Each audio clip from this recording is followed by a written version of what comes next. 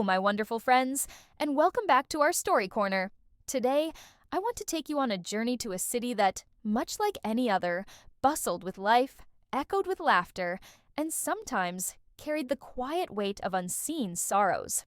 But in this particular city, something extraordinary watched over its people, something both magnificent and deeply touching.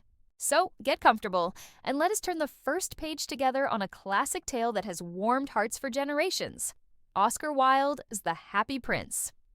Our story begins high above the rooftops, far above the hurried footsteps of the people below.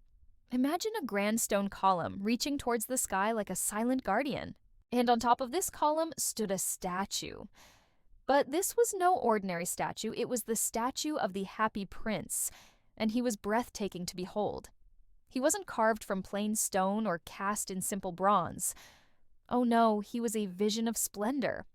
His entire form, from his gracefully outstretched hand to the fine lines of his princely coat, was covered in thin leaves of the finest gold.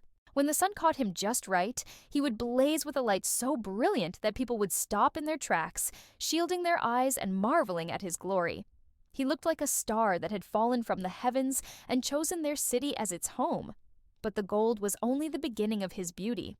For eyes, the prince had two brilliant sapphires, deep and blue as a twilight sky.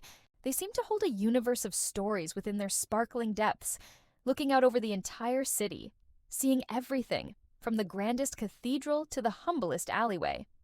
They twinkled with a life of their own, as if they truly could see and understand the world they surveyed day after day, night after night.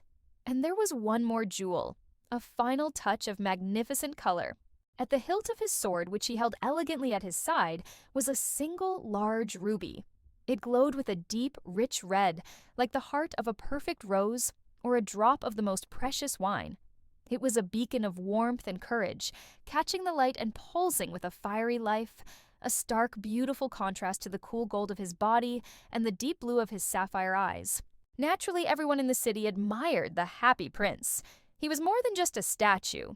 He was a symbol. City councilors, wishing to appear cultured, would point up at him and declare, "He is as beautiful as a weather vane," though they quickly added, "only not quite so useful," fearing they might be thought impractical.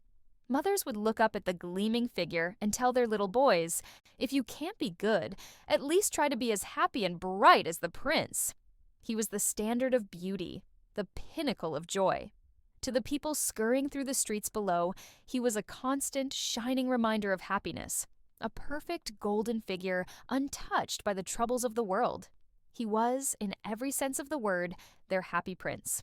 Little did they know that the statue's golden exterior and sparkling jewels held a secret, a heart capable of feeling more than anyone could ever imagine. And that, my friends, is where our real story is about to begin. Thank you so much for joining me on this first part of our journey. What happens next is truly magical, so make sure you're subscribed and have hit that notification bell so you do not miss the next chapter. Until then, take care and keep sharing stories.